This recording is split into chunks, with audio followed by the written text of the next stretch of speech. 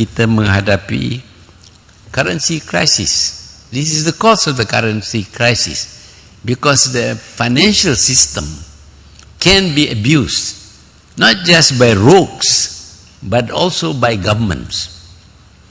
Kita kalau tak ada duit, we have to go and borrow. We don't have money, we have to go and borrow from international banks and from the IMF or somewhere. But the US did not borrow. Did you read in the papers US borrowing money from the international bank to pay for the bailouts? Siapa yang baca? Tak ada.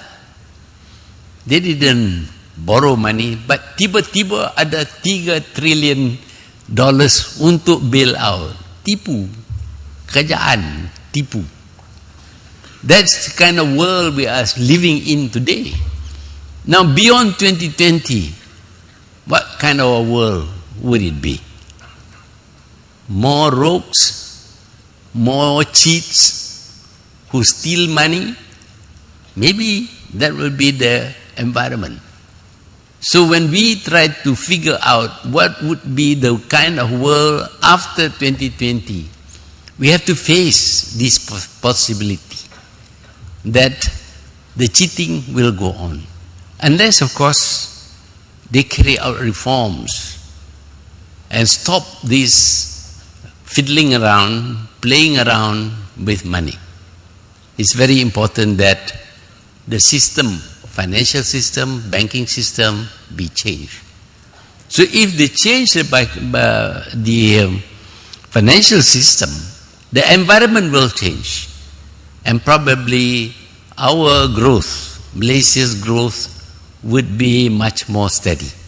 But if they don't change, the threat of abuse that has happened, the kind of abuse that has happened in the US today will be repeated again and again. We will live in a very unstable world. And if the world is going to be unstable, when we look beyond 2020, then we have to take an unstable world into consideration. How do we manage in our economy, our country, in an unstable world? That is going to be extremely difficult. Fortunately, I will not be responsible. It is left to our leaders now. They will have to face this. The present leader and the future leaders of Malaysia. Maybe some of you. Some of the students here may one day become Prime Minister. Which one of you? And you will have to tackle this problem of an unstable world. But that is in the field of finance. But what about in other fields? Today, people are very mobile. People can travel between countries much more easily. In the good old days, during the time of the Malacca Empire, for example, it would take a Chinese junk maybe 6 months or 1 year to travel from China to Malaysia. It's very difficult. And because of that, we don't see Chinese people migrating to Malaysia in large numbers. But today you hear report in the press almost every day, raids being carried out by the police because of illegal immigrants. Illegal immigrants. But some are legal. And the borders have become porous, and you can easily cross borders. So there will be a lot of movement of people between countries. Of course, the movement will be mostly between poor countries to rich countries. So the rich countries must expect an influx of foreign people. Some of them, of course, can contribute because they are very well educated. They can contribute towards the economy of the country, towards the well-being of the country. But some of them will be common laborers and uneducated people who cross over from a poor country to a rich country in order to seek a better life, to seek for more income, better income for themselves. As time goes on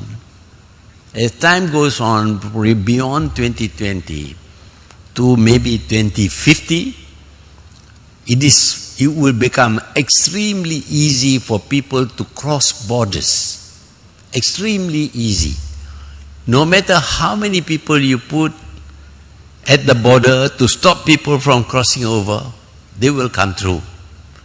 They will come in boats. They will come at night through the jungles. They will swim across rivers. You have to rear crocodiles in the rivers to stop them from swimming.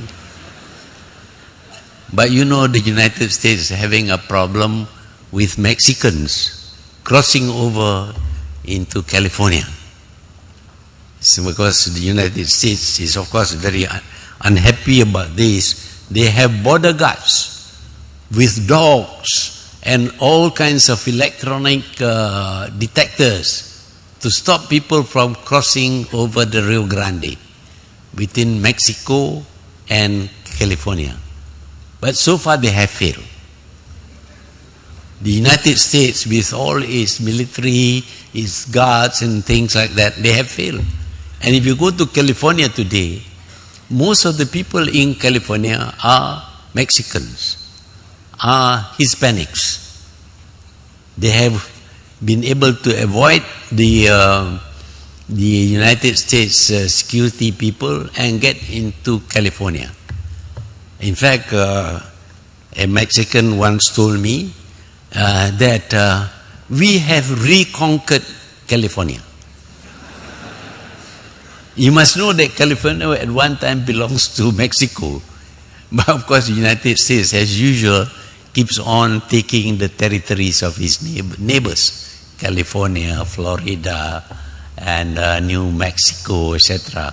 These are foreign countries, but United States, being strong, never hesitated to seize territories belong to others. But having seized California, now the United States find that California is now occupied by the Mexicans again.